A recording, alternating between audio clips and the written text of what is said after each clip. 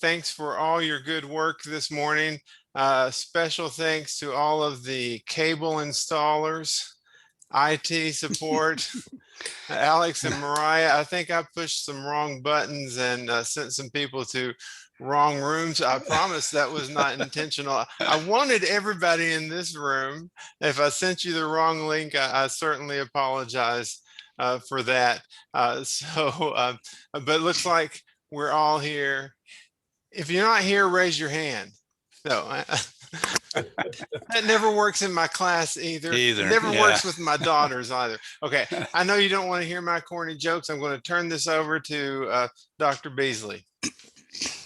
Thank you, Dr. Tishner. Congratulations to all of you on all the work you put into those presentations this morning.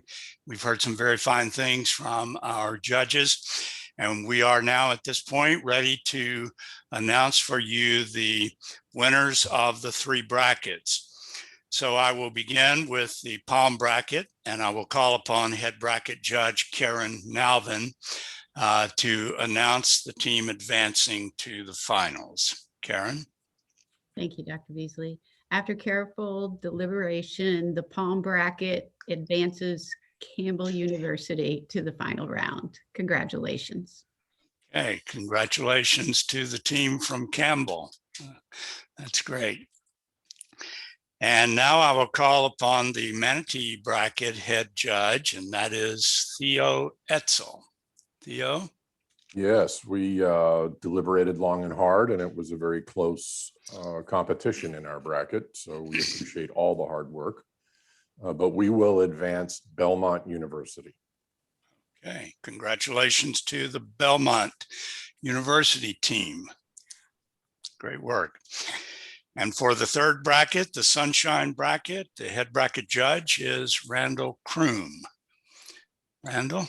Yes, we were really impressed with all the hard work we saw. Clearly, everyone was prepared, and every presentation has some really impressive and unique strengths. After deliberation, the Sunshine bracket is pleased to advance the University of Florida.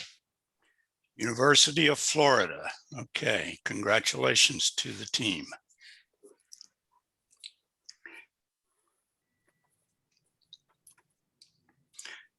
Okay, so what we would like to ask is that the 3 teams just announced, the Campbell team, the Belmont team, and the University of Florida team remain in this room. You want them to remain here, right, Mariah? In this room, and then Mariah Brown is going to move you to a breakout room where you will have now about 15 minutes or maybe a little more to get prepared for the finals. And so now all that's left is we have to let them know what order they're going to be presenting in. Yes, thank you, Mariah. So presenting first in the final round will be Campbell University. Presenting second will be Belmont University, and third, University of Florida. So Mariah will take you to the breakout room, and then others in our audience may come back or stay in this room, and we will join together here for the finals at 2:00 p.m. And we will call the Campbell University team as the first presenters. Okay. All right, I'm gonna send you guys to your breakout rooms now. Whose names are on this competition because of the generous support of this couple to business ethics education at Stetson University, and specifically to this competition. Troy and Sissy Templeton are on this call with us today. Welcome, Troy and Sissy. We're delighted to have you in the finals today, and you'll hear more from Troy a little bit later in our award ceremony this afternoon.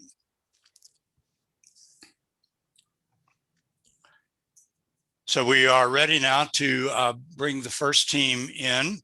If you're ready, Mariah, are you ready to bring into the room Campbell University, who will be our first presenter? Sounds good. I'll go fetch him. Okay.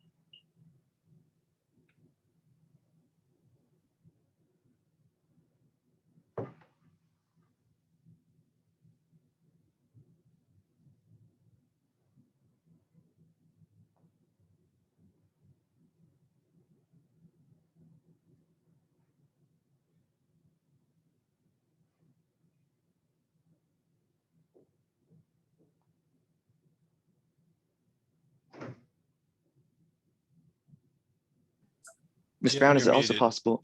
Thank you. Is it also possible for me to receive access through my laptop? I know Ms. Brown sent us over to the main room, but we do not yet have access with our laptop to share our screen.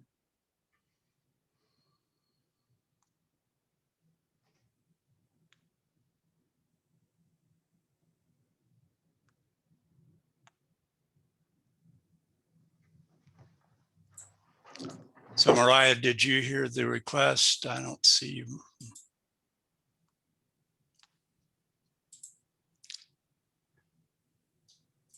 I'll go ahead and join through my laptop again, and then I'll be in the main room if that's all right. Okay, sure.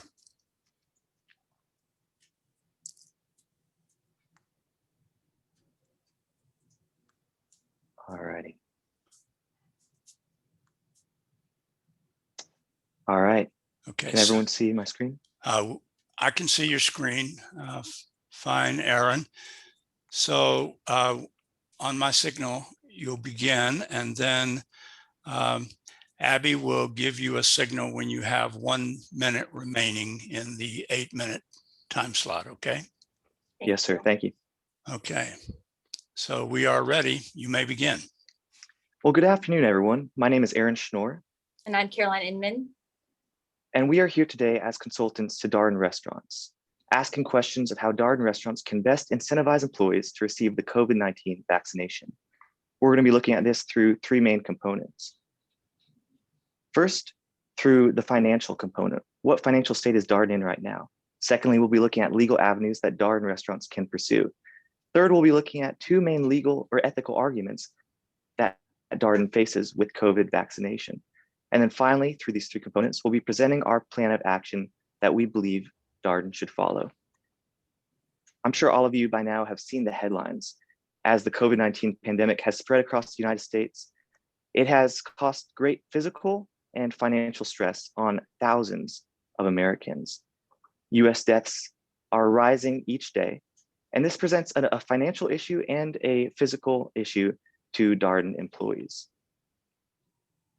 Here we see how Darden specifically has suffered. We know that during the peak of the pandemic, most of their 1,800 plus dining rooms had to close due to safety reasons. From May 2019 to May 2020, well into the COVID-19 pandemic, Darden's employee population dropped 11%, or 20,297 employees, in an effort to reduce general and administrative costs. Despite all these ominous and sombering headlines and numbers, there is an end and hope in sight. There are currently 2 COVID-19 vaccines in the United States actively authorized and recommended by the CDC, Pfizer and Moderna. Roughly 55.2 million people in the United States and US territories have been vaccinated thus far. Good news, there are 3 more vaccines in phase 3 of clinical trials. And here's the thing. We know vaccines work. Simple as that. As you can see in this graph, whenever there has been a pandemic and or epidemic such as measles and polio, the vaccine essentially eradicated that hand illness. So there is a solution, vaccines. However, that isn't the solution for Darden's problem. The question we need to answer is, how is Darden going to get its employees vaccinated? Now that we've looked at the financial state of Darden restaurants, we need to look at the legal avenues Darden can pursue. There are 2 exemptions for employees to receive vaccines. The first is if an employee has a disability, and the second is if the employee has a strongly held religious beliefs. However, the Equal Employment Opportunity Commission says that these laws do not interfere with or prevent employers from following guidelines and suggestions made by the CDC about steps employers should take regarding COVID-19. Now, I'm sure you're wondering, what happens if Darden encourages employees to receive the vaccine and those employees get sick after receiving that vaccine? Well, under the PrEP Act, which is the Public Readiness Emergency Preparedness Act, a private sector employer is protected against suit or liability for claims for loss caused by, arising out of, relating to, or resulting from the administration to or use by the vaccine. So we know that the employer will not be held liable if employees become ill due to receiving the vaccine. So the question we must now ask is, should Darden mandate the vaccine for its employees? And as we will show in this presentation, we do not believe Darden should mandate the vaccine for employees. Now we'll take a look at the ethical arguments surrounding this issue. We believe that this problem is one of collective action, where we attempt to convince a large group of people to act in the interest of everyone involved. American economist Mansur Olson sums up his zero contribution theory as follows. Unless there is coercion to make individuals act in their common interest, rational, self-interested individuals will not act to achieve their common or group interests. However, we choose to affirm alternative theories that my partner Aaron will introduce that use empirical evidence and greater societal observation and disagree with Olson's zero contribution theory. It was Eleanor Ostrom, the first female recipient of the Nobel Prize in Economics, who said that the zero contribution thesis contradicts observations of everyday life. After all, we often act in ways that benefit others, even when there's no financial incentive involved for ourselves. We help our neighbors, not because we'll be rewarded monetarily, but because it's the right thing for us to do. Ostrom coined the term social capital, which he defined as the shared knowledge, understandings, norms, rules, and expectations about patterns of interactions that groups of individuals bring to a recurrent activity. Another philosopher, Derek Parfit, also talked about social capital. He called it the principle of group beneficence. Parfit had an example of wounded soldiers lying in the desert. A group of healthy soldiers is nearby with canteens full of water. Now, one soldier could go over to the wounded soldiers and try to help, but that soldier would have a minimal impact just on his own. But if a group of healthy soldiers teamed together and aggregated their water supply, they could help all those wounded soldiers. Parfit said, each of us can now in countless ways affect countless other people. We can have real, though small, effects on thousands or millions of people. And this is something that is not new to Darden's culture and to the history of the company. In 1938, Darden founder William Darden refused to uphold the Southern mandate of segregating his restaurant, Red Lobster, in Florida. From its founding, Darden has upheld a standard of community care and social advocacy. Today, Darden harnesses the power of social capital with their stellar reputation in employee relations. As you see on this slide, Darden's employer reviews are astoundingly positive. They're lauded for their strong community and great people, like a family, they say. A 90% rating for CEO, Mr. Gene Lee. And if you've ever worked in food service, you know how important the work culture and environment is, and that's what makes Darden successful. So now that we've looked at those 3 components, let's take a look at our plan of action. We know that Darden believes in their team members. Their company states, every team member matters and owns a stake in our success. And Darden's CEO has echoed this by saying, we know our people are our greatest competitive advantage. This is something we need to keep looking at as we look at Darden's history of building social capital. So our suggestion is that instead of monetary incentives, Darden moves forward with an internal social capital marketing campaign that emphasizes and educates employees on their duty to be vaccinated. And whenever a new marketing campaign is suggested, the first question that is asked is financially, can we do this? And yes, Darden can.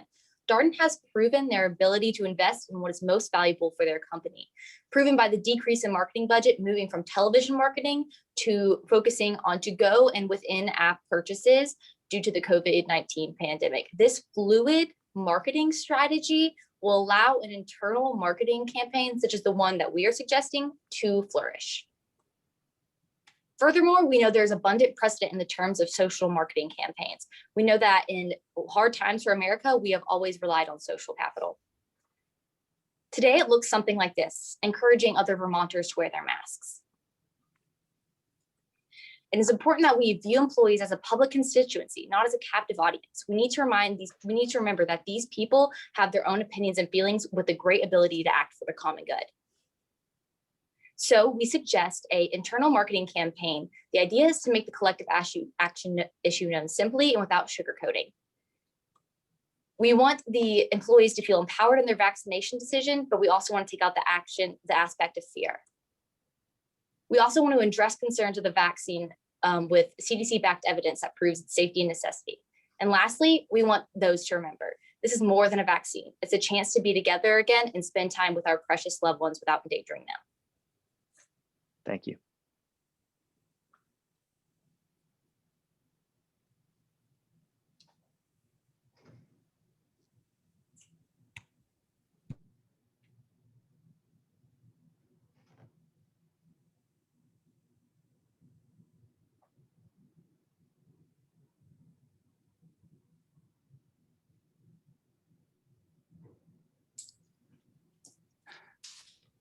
Thank you, Aaron and Caroline. We are ready now for our second team, and this is the team from Belmont University.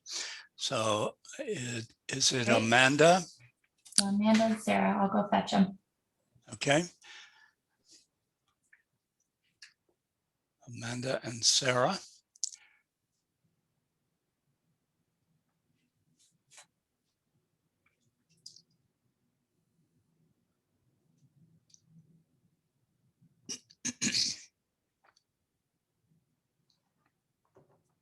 Should Darden engage with employees regarding the COVID-19 vaccinations? In order to fully explain our recommendation, we first want to run through a situational assessment, followed by our recommendation, followed by the implementation of the recommendation, and finally, an analysis on a financial, legal, and ethical level to demonstrate how our recommendation best fits with acting out Darden values and protecting stakeholders.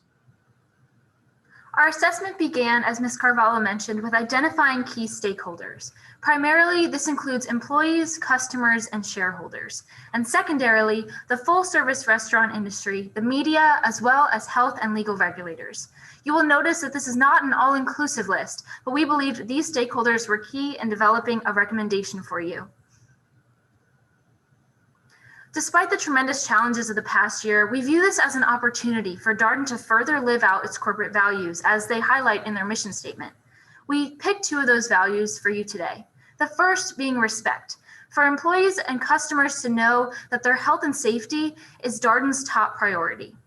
The second value is integrity, meaning within Darden restaurants, there is an element of transparency and fairness with whatever recommendation Darden chooses to carry out.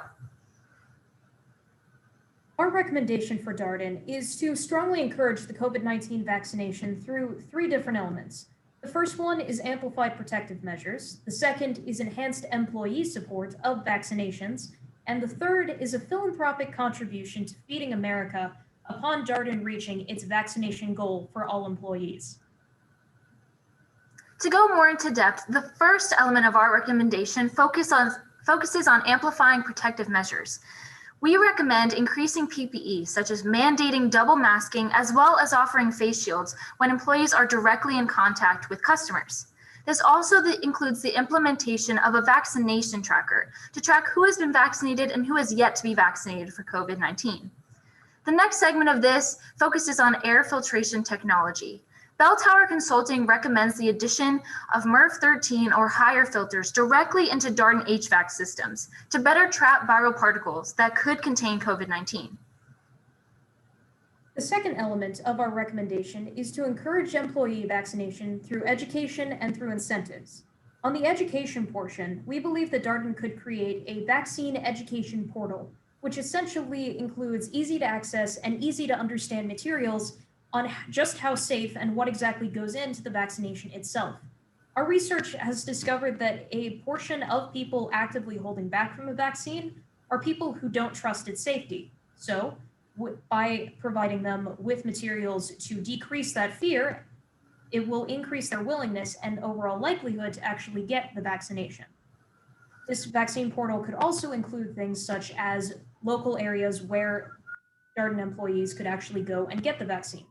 The second element of this recommendation is to give incentives, which Darden is already doing a wonderful job at. It is already providing paid time off to employees to actually go and get vaccinations. The third, and in our opinion, the most exciting element of our recommendation is a $1 million charitable contribution to Feeding America if 75% of all Darden employees can become vaccinated against COVID-19 in 2021. This money will be granted to Feeding America, a partnership that exists with Darden for over 10 years, and in aid of their mobile food pantry project to bring meals to Americans all over the nation struggling with food insecurity that has only been heightened due to the pandemic. We believe this will set a precedent with a challenge to employees and customers alike, and therefore reinforce Darden as the industry leader. Of course, with any recommendation, there's going to be a price tag attached to it. With our recommendation, we discovered three main costs. The first one is an incremental cost over the year, or increased preventative costs. We totaled this to be about $210,000. The second and highest of the costs of our recommendation is something Darden has already been proven to be willing to undertake: paid time off for vaccinations. We totaled this to be somewhere between $6.7 million and $10.6 million. The final cost of our recommendation is the charitable contribution of $1 million. Our total comes to about $8 million to $12 million overall. Now compare this to the damage that COVID-19 itself has wrought upon Darden within the past year. In 2020, there was a sales decline of over $700 million, and the trend of declining sales continues on to the 2021 fiscal year, which includes an estimated fall of 30 to 35%. We can't place an exact number on how much our recommendation will cushion this fall in sales, but we can say with fair certainty that by increasing safety standards in Darden locations and increasing the trust of customers, as well as improving the image of Darden as a philanthropic institute, as well as a wonderful company, it will increase overall in-store sales and deliveries through customer loyalty. From a legal perspective, there are two main statutes that apply to this situation and our recommendation: the Americans with Disabilities Act and Title VII of the Civil Rights Act of 1964. These two statutes provide exemptions to mandated vaccinations on the grounds of disability, religious, or philosophical needs. While the EEOC has made it permissible for employers to mandate COVID-19 vaccinations, this exerts no force over these two statutes. Therefore, by strongly encouraging the vaccination instead of mandating it, Darden minimizes risk of legal pushback and concern from these agencies. As it relates to OSHA, by increasing protective measures with PPE and increased air filtration, Darden will minimize risk of workplace endangerment. Despite the tremendous challenges of the past year, Darden remains iconic in our society. And while that is greatly due to the fantastic food and fun atmosphere their locations provide, it is also because of the outstanding values that translate company-wide. We wanted to highlight three of Darden's own phrases that we believe align with our recommendation. The first being "our people, our success." With a strong encouragement of the vaccination centered around increasing protections as well as education and fairness, Darden reinforces that the health and safety of their employees is their #1 priority. The second phrase, "making every guest loyal." We all long for a world when we can enter our favorite Darden locations at full capacity with the pandemic behind us. Our recommendation is the next step in getting Darden to make that dream a reality and keeping their guests confident in their ability to keep them safe. And the final phrase is "making a better tomorrow." With a philanthropic contribution of Feeding America, Darden will provide food and also hope to so many Americans suffering from food insecurity, bringing a new light of their phrase of being of service in the restaurant or beyond. With that, we want to thank you so much for your time. My name is Sarah Carvalho, My name is Amanda Barbosa. and together we represent Bell Tower Consulting. Thank you. Okay. Thank you very much, Amanda and Sarah. And now all right. So we will allow 8 minutes, of course, for your presentation. And Abby will give you a signal when you have 1 minute remaining. And if you're still presenting at the 8-minute point, she will signal to you that time is up. And if you would finish your sentence at that point and close your presentation, we would appreciate that. Okay, if you're all set, we can begin.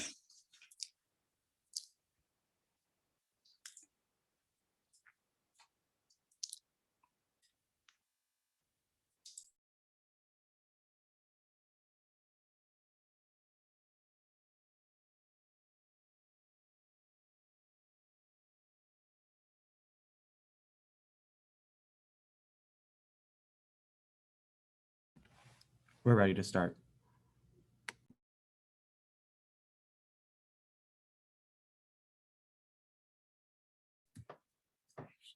Good afternoon. My name is Kitan Adeniji, and my partner's name is Zachary Cashman. As ZK Consulting Group, we have gathered vital information to lead Darden Restaurants Incorporated to implement precautionary adjustments and vaccine recommendations to all their restaurant environments. We have considered all of Darden's values when constructing our recommendation plan. We have named this recommendation plan Always Cautious, Always Considerate, and have based it on 3 pillars. These pillars are to educate, enforce, and encourage. With over 150,000 employees and over 1,800 restaurants, Darden reaches all across America. The average store has about 100 employees with an average turnover of greater than 90%. Most Darden employees are considered customer-facing. Our problem is solving Darden's approach to vaccination. Employees are Darden's key priority, and the solution to this problem is dependent on balancing the needs of all stakeholders. The restaurant industry has been heavily impacted since the beginning of the pandemic. COVID-19 has forced a customer-facing industry to resort to safety initiatives and alternative methods to continue to conduct business. In December of 2020, the COVID-19 vaccine was released. The CDC estimates that herd immunity is crucial to stop the spread. Now that the vaccine has been developed, employers are considering their strategy in regard to the vaccine and their employees. Employee vaccination could be the first step in reverting back to traditional restaurant experience. Employers can legally mandate employee vaccination with exceptions based on religious beliefs or medical conditions. Now Zach is going to provide stakeholder analysis. The core stakeholders Darden should consider are the employees, customer, and investors. During our conversations with the previous Darden exec at ZK Consulting, we gathered that employees are Darden's main priority throughout the remainder of this pandemic. Assisting in vaccination, Darden will see a reduction in store turnover and employees calling in sick. Darden investors will no longer have to fear of stores closing down due to an in-store outbreak, and instead they can focus on the remainder of fiscal year 2021. Customers will have a reduced sense of risk, knowing all staff will be vaccinated. Our operating income is $75 million. Our COVID plans will require training and a time commitment from all employees. However, Darden is on track to open between 35 and 40 stores this year, and a strong vaccination plan will keep this on track. A main concern is the speed in which customers will return to Darden locations. Although analysts on Wall Street expect the demand for Darden restaurants like Olive Garden to have a higher return than most of our competitors' locations. And now Kitan will discuss our recommended program. Our program is strategically named Always Cautious, Always Considerate to honor Darden's always learning, always teaching values. This overview of the program highlights 3 benefits associated with the pillars of our program: convenient and paid informed consent, incentive for vaccination, and consideration of potential employees. Our recommended plan has 5 stages that are only time-bound once full accessibility to the vaccine is offered for each individual employee. Uncertainty about the accessibility of the vaccine has made the exact timing of our program unfeasible. As of now, the vaccine is not universally accessible. So program notification includes notifying employees that they will eventually be required. As to abide by Darden's respect and caring and integrity and fairness values, the corporation must be sure to convey that employee safety drove the creation of the program, which is why even non-customer facing Darden employees will require vaccination. Darden will also inform new employees of their requirement when onboarding. To conduct phase 2, we propose a company-wide educational program that we've entitled COVID Vaccine Empower Hour. The Vaccine Empower Hour will serve as a resource intended to provide clarification for any employees uncertain about the vaccine's legitimacy. Employee advantages include gained knowledge, reduced risk of virus contraction, and added employee value. We intend for Empower Hours to be a regular occurrence at Darden whenever company-wide education is necessary, honoring the always learning, always teaching values. Advancement in our recommended program is based on prerequisites as opposed to time deadlines due to the uncertainty of vaccine accessibility. In order to move on, each individual Darden employee must meet 4 requirements: eligibility to get the vaccine, completion of the educational program, knowledge of the career transition, and discussion of their monetary incentive. Now, Zach will talk about the duration of our program. During phase 3, employee vaccination, staff will participate in vaccination within a timely manner. All Darden employees will be paid for their time. Financial compensation for our employees should be viewed as an investment in our staff, as well as a way for Darden to demonstrate their employees their own value. Darden showing its employees that they care about their health and safety should reduce turnover, which could also reduce future onboarding costs. After 6 months of initial vaccine access, employees will be required to have been vaccinated in order to remain a part of the Darden family. Those who choose not to participate will be entered into a career transition initiative to assist employees with finding work in similar field and pay levels. Think about college students, think about active military personnel. We are going to care about our employees the way universities care about our students and the way the military cares about our heroes. This is something we aren't recommending to do. This is something we have to do as a commitment to our Darden family. The Always Cautious, Always Considerate program is going to be applied to all employees ranging from Darden's C-suite all the way to the frontline staff. This will promote equity and fairness throughout the organization as well as teamwork, all considered in Darden values. Now Keaton will talk about our ethical considerations.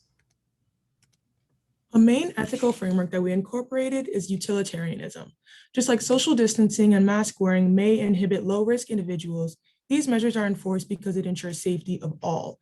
Thus, requiring vaccination for all employees ethically considers how vaccination reduces the risk of COVID-19 for the Darden employee population as a whole.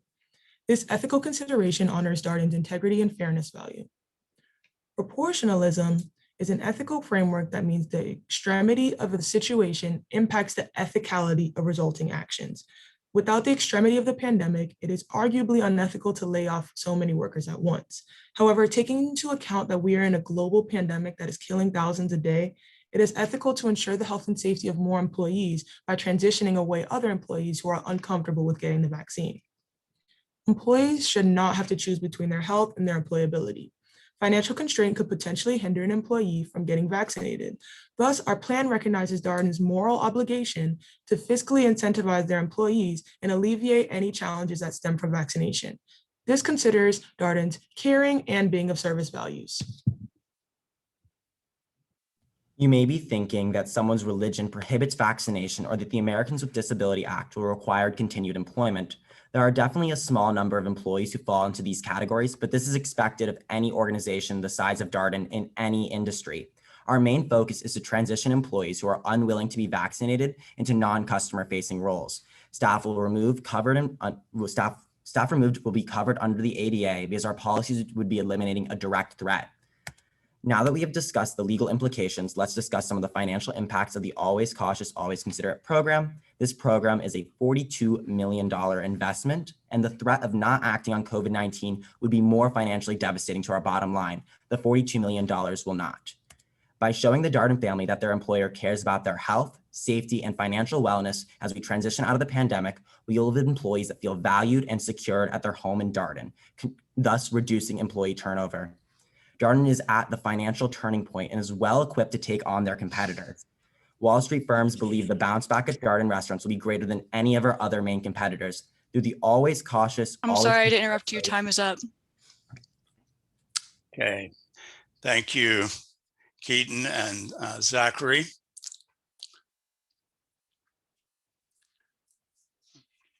Okay, congratulations to all of our finalists and for these very fine presentations and arguments that we heard this afternoon.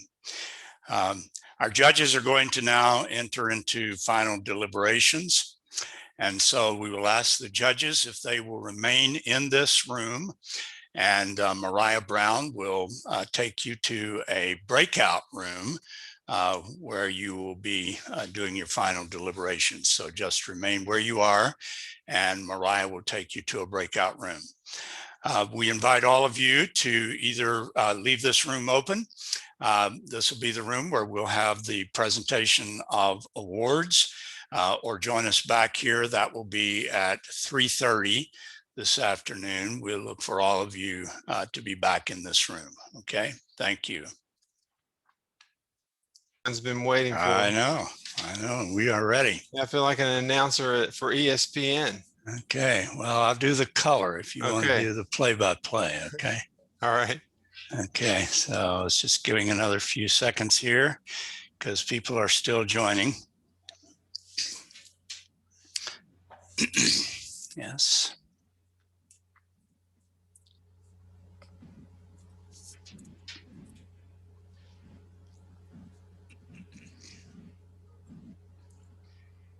Well, welcome back, everyone, to our award ceremony for the 2021 Templeton Business Ethics Case Competition. We have been honored by your presence in this event today. Congratulations again to all of the participating institutions and thank you for all the hard work you displayed in what we saw you present today in your bracket presentations, and of course in the finals event that just concluded a few minutes ago. We're going to begin the awards today with a recognition of our three bracket runners-up. And when we call your names, if you could just say something so that you will be highlighted there and everybody can see you. Just say hello or thank you or something to us. We would appreciate that. And then I wanted the audience to know as well that the bracket runners-up will receive a cash prize for their placing in the bracket, $400 per team. So let's begin with the palm bracket. And we are pleased to announce that the palm bracket runner-up is Penn State University. Congratulations to Penn State. Where are you? Catherine Groves. Thank you. And Katie Adams. Are you there, Katie? Thank you so much for organizing this. It's been a great opportunity. Well, we are honored to have you. And Professor Michelle Darnell. Are you on, Michelle? Okay, I don't see Michelle. Well, congratulations to Catherine and to Katie. Dr. Tishner? Sure. Dr. Beasley and I are very fortunate to be able to do this, and we get to read all of the executive summaries and carefully study all of the PowerPoint slides. And in this, the Sunshine bracket runner-up, I have to say, had the most vociferous argument for the mandating, and that is Georgetown University. Brooke Murphy and Jacob Turner and Professor Manija Amani is the advisor. Congratulations, Georgetown. Yeah. Is Georgetown here? Thank you, everyone. There's I think Manija. I'm representing my students because they are in class. Okay, all right. Good for It's them. great to be a part of this competition, and thank you for organizing it. Thank you, Manija. Manija. The Manatee bracket runner-up is Boston College, Bojina Kulchitsky and Bejoy Shah, and Amy Lacombe is the advisor. Thank you so much. It was an absolute blast presenting and preparing for the competition. And you're still sporting that Darden background. They would love it. Congratulations. Thanks, Boston College. And now for the presentation of awards to our three finalists. So we will begin with our third place winner in the competition. And that award goes to the University of Florida. Keaton Adeniji and Zachary Cashman. Keaton and Zachary, where are you? Hello. Hi there. Wonderful. You're together there. That's great. Congratulations to you. And Professor Brian Ray is on today, I think, too. There's Brian down there waving his hand. Congratulations to the team from the University of Florida, our third place winner. The third place team will receive a cash award today of $800 for the team. Placing second is Amanda Barbosa and Sarah Carvalho. Professor Boyd Smith is their sponsor from Belmont University. Congratulations, Belmont University. Great. And the second place team will receive a cash award of $1,200.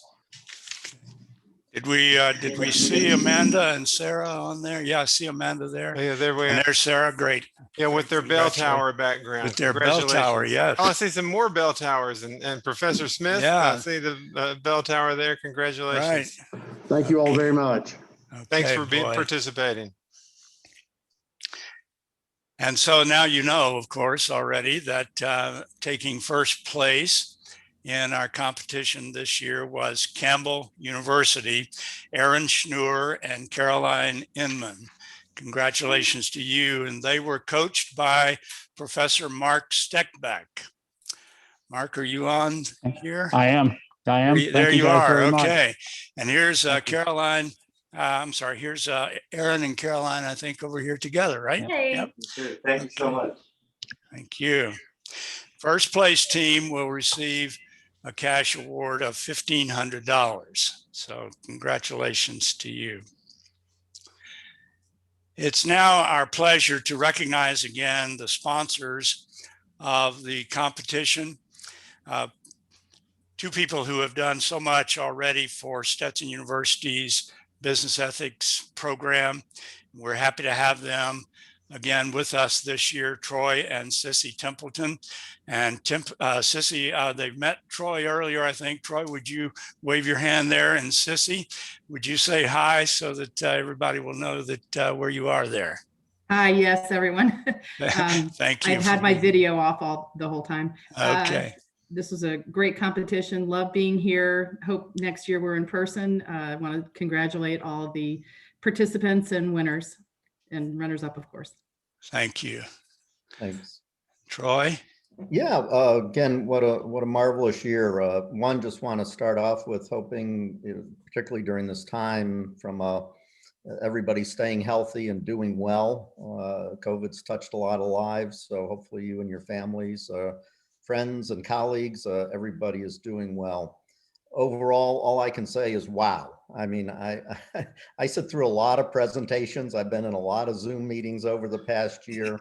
And again, all I can say is wow. I'm really impressed with the quality of the presentations, the quality of the materials, the PowerPoints, the level of diligence, and research that went in. Overall, extremely high quality. The one piece of advice I would give all of you is get your applications into McKinsey, because you're actually better than most of the consultants that I've run across at McKinsey. And I think you all would get hired very quickly. So again, congratulations. I thought the topic was very timely, obviously. And at TriVest, we have the company that I'm involved with, we have 33 companies, over 11,000 employees, and each and one of them, including TriVest, is struggling with the same issues that you raised. And so I know me personally, I learned a lot, took down some notes on how we can handle the same topic of getting all of our employees and stakeholders vaccinated. And I thought some of the ideas were creative and very helpful. So I'll be taking them back to our teams and our companies. And so know that you could potentially touch a lot of lives with some of your thoughts and ideas. Lastly, again, just want to thank everybody. Starting out with the students, I can't imagine being in college is all about, I know it's about the studies. We got a lot of professors here, but it's really also about the whole social environment and learning and, being in wearing masks now and being virtual in classes for a full year. I can't even imagine what that is like for you. So I really applaud you that you've taken the time to participate in this competition. And all your coaches helping out, all the Stetson volunteers that made this work, the judges that we've had. Sounds like it's almost a fraternity now. We see a lot of the same names. So I want to thank you each for your help. Lastly, Jim and John, Dr. Beasley and Dr. Tishner, just a wonderful job again running an event that I know we all had a lot of trepidation going in, running a multiple Zoom event like this, but it really went off extremely well. And lastly, I'd just like to say, congratulations to all the winners. Sissy and I talked before the competition, and one of the things we want to do just a little bit special in this very special year is we're going to double all of the awards. So all the team awards are now individual awards. Oh, great. And I have my Venmo account right here. So if you just send me, I can't give you the big check that we were planning on doing, but just send me your Venmo information. Actually, I'm kidding about that. I do have Venmo, but we'll obviously get the dollars out to you, but just an extra thank you. And we appreciate your participation.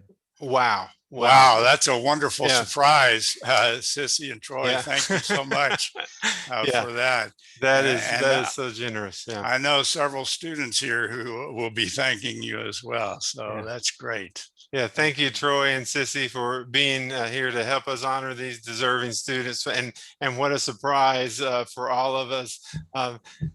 Congratulations and thank you to all of our students and faculty advisors for a superior demonstration of advising, research, and analysis and communication. The Templetons, I can't say enough for what you are doing for this. We wish you all a great conclusion to your spring semester. And we look forward to having you at the Templeton again next year. And we've already set a date for that, which is Friday, February 18th. So mark that in your calendar. We hope to see you next year on campus. Let's hope we can throw these things away. Get your shot. We're not going to mandate it, although I've mandated it. Yeah, he does. He mandated that I get one. Yeah, and he got it, so it worked. I got it. I cried in his office and said, Jim, you got to get this shot. He got it. So enough corniness for now. You can get more corniness and when you come see me face to face. That's all we have now. Thank you so much. Thank you, everyone. We'll see you. Bye-bye. Bye-bye. Thank you. Thank you so much. Thank you. And thank you for your generosity. You're welcome. Thank you. Thank you. We had a great time competing against everyone. Yes, thank you so much. And a special thanks to the Templetons. We really appreciate your generosity. Absolutely. Enjoy it. Thank you. Bye-bye, everyone. Thanks. See you, Troy. Go Hatters. Yeah, go. Yes, yes, Brian, that's right. Great job, everyone. So very generous. Very good.